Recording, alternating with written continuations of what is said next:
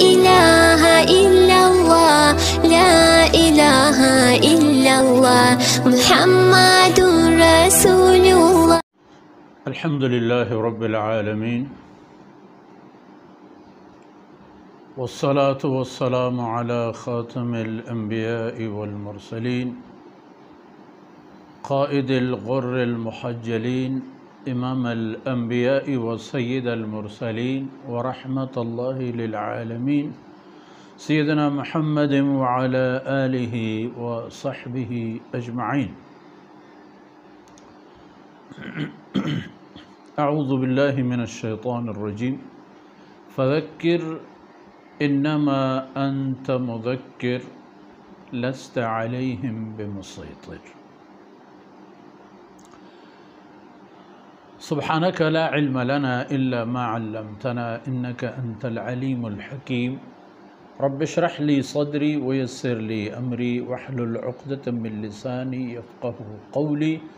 واجعل لي وزيرا من أهلي رب زدني علما وارزقني فهما ثم أما بعد. گرامی قدر حاضرین، بھائیوں، بہنوں اور دوستوں، راست راہ سوشل میڈیا چینل سے آپ کی خدمت میں قرآن کریم کی دروس پیش کی جاتی ہیں. مقصد اور نیت فائدہ دینا اور مستفید ہونا ہے. سورہ غاشیہ پر ہماری بات جاری و ساری ہے. انسان کو دکھا دیا گیا کہ اللہ کی نعمتوں کے حصار میں ہوتے ہوئے اللہ ذوالجلال کی صناعی اور قدرت کاملہ کے مظاہر کے دائرے میں محبوس ہو کر یہ کیسے ممکن ہے کہ تم لوگ اللہ کو نہ مانو یا اللہ کی احکامات کو نہ مانو؟ تم تو ایک کھلونا ہو، ایک ذریعہ ہو، ایک اسباب ہو جس کو اپنے اوپر کوئی تسلط نہیں ہے. ایک بے بس قسم کی مخلوق جو یہی سمجھتا ہو کہ میں تو بہت کچھ ہوں، اور اگر ہو بھی جائے بہت کچھ تو اس بہت کچھ ہونے میں اس کا اپنا کیا عمل دخل؟ یہ تو اللہ کی شان ہے کہ ہم میں سے کس کو کیا بنا دیا اس نے. خیر، فذکر، یہ رب کریم کا فرمان ہے. فذکر یعنی پند اور نصائح کا سلسلہ جاری فرماتے رہیے. یہ رسول اللہ صلی اللہ علیہ وسلم کو خطاب ہے. سمجھ لیجئے عزیز ناظرین اور دوستوں اور بھائیوں، قرآن کریم کا نزول ہوا ہے جناب رسول اللہ صلی اللہ علیہ وسلم پر، لیکن قرآنی احکامات امت کے لیے ہے. اور یہ امت رسول اللہ صلی اللہ علیہ وسلم کی امت، یہ امت ہے دعوتی امت، دعوت قبول کرنے والی امت اور دعوت پھیلانے والی امت. فذکر فرمایا جناب رسول اللہ صلی اللہ علیہ وسلم کو کہ پند اور نصائح کا سلسلہ جاری رکھ لیجئے، معاشرے کی تطہیر، اصلاح اور ترویج اور تبلیغ کے لیے. لیکن اس کا معنی یہ نہیں ہے کہ امت پر اس فرض سے سبکدوش یا مستثنیٰ ہو. دیکھ لیجئے، ملاحظہ فرما لیجئے کہ اگر صرف اتنی سی بات ہوتی، جناب رسول اللہ صلی اللہ علیہ وسلم کے بعد حضرات صحابہ کرام نے کیا کیا؟ آپ خلفائے راشدین کو دیکھ لیں. جناب رسول اللہ صلی اللہ علیہ وسلم نے باقاعدہ ایک نظام حاکم اور ایک نظام عدل، ایک نظام اصلاح، ایک نظام عقیدہ و ایمان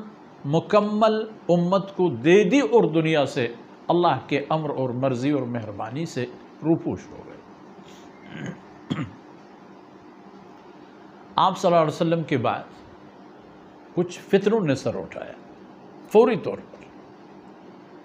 لیکن جو صحابہ کرام رضوان اللہ علیہ مجمعین نے مقصد سمجھ لی تھی ان حضرت صلی اللہ علیہ وسلم کی بعثت کی،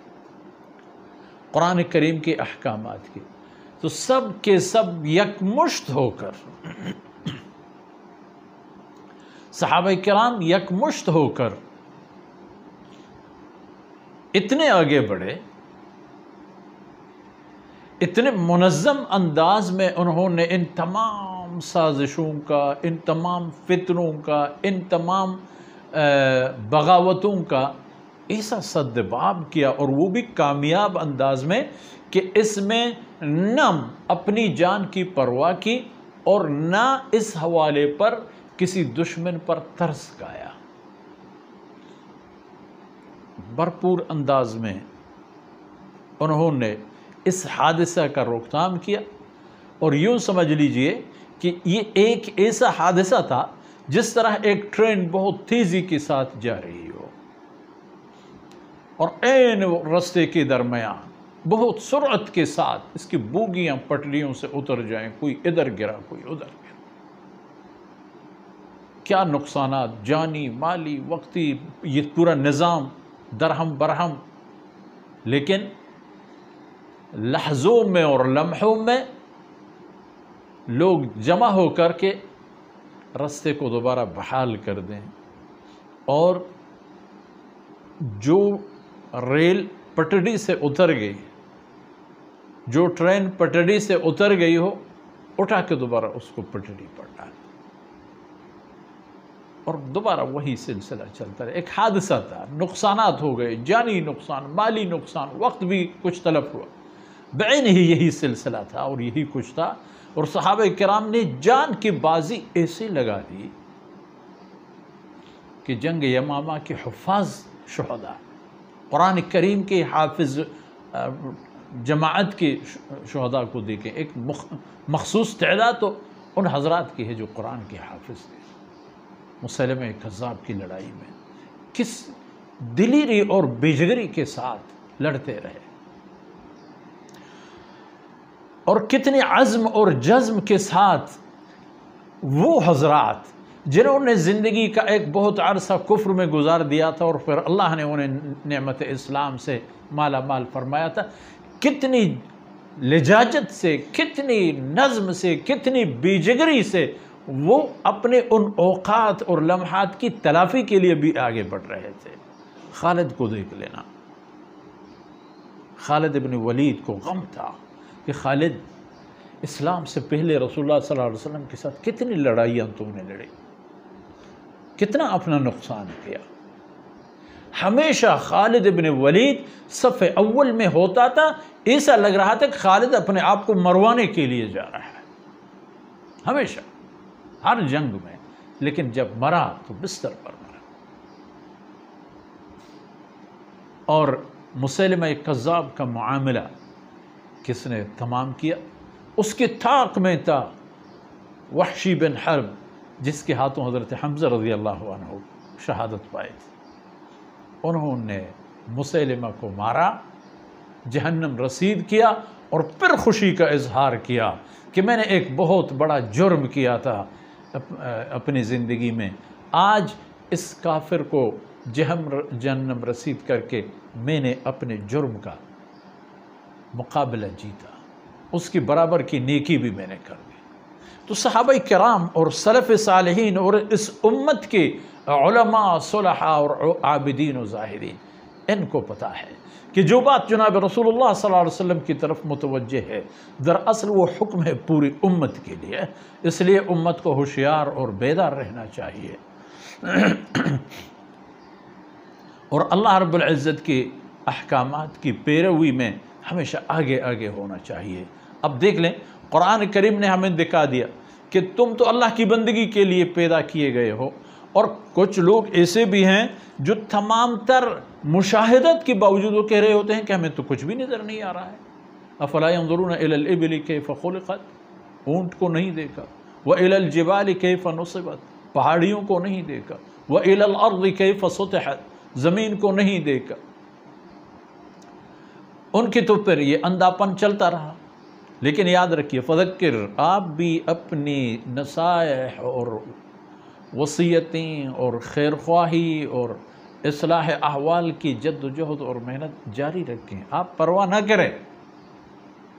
کون مانے کون نہ مانے، آپ کھل کر بتا دیں، صاف صاف بات بتا دیں، صاف صاف ان کے سامنے رکھیں، جن کے نصیب میں ہے ابھی تو ابھی، نہیں تو تبھی، اور اگر کسی کی نصیب نہیں ہے آج نہیں ہے تو کل کسی اور کی نصیب میں ہوگا۔ یہ سلسلہ بند نہیں ہونا چاہیے، یہ سلسلہ جاری ہو ساری رہنا چاہیے۔ آج کی نشست پر اتنا ہی کافی ہے، اور انشاءاللہ العزیز بقیہ مجالس میں ان باتوں کو اور بھی آگے بڑھائیں گے اللہ کی توفیق اور مہربانی سے۔ بس اللہ رب العزت کی بارگاہ سے دعا ہے کہ ان لمحات کو ہماری دنیا اور آخرت کی سعادت اور سرفرازی کے سامان بنا دے، اور ان کو ہمارے لیے، ہمارے والدین کے لیے، ہمارے اساتذہ کرام کے لیے، ہمارے خاندان اور فیملی کے لیے، عزیز و احباب کے لیے، اور ان عزیز دوستوں کے لیے جو ہمیشہ ہمیں ساتھ دیتے رہتے ہیں، ہمارے ساتھ ہیں، ان سب کے لیے، ہمارے ان عزیزوں کے لیے جو ہمیں چھوڑ کے اس دنیا سے چلے جا چکے ہیں، سب کے لیے اللہ رب العزت دنیا کی عزت اور آخرت کے سرمایہ بنا دے۔ وصلی اللہ علی نبینا محمد وعلی آلہ وصحبہ اجمعین۔ لا إله إلا الله لا إله إلا الله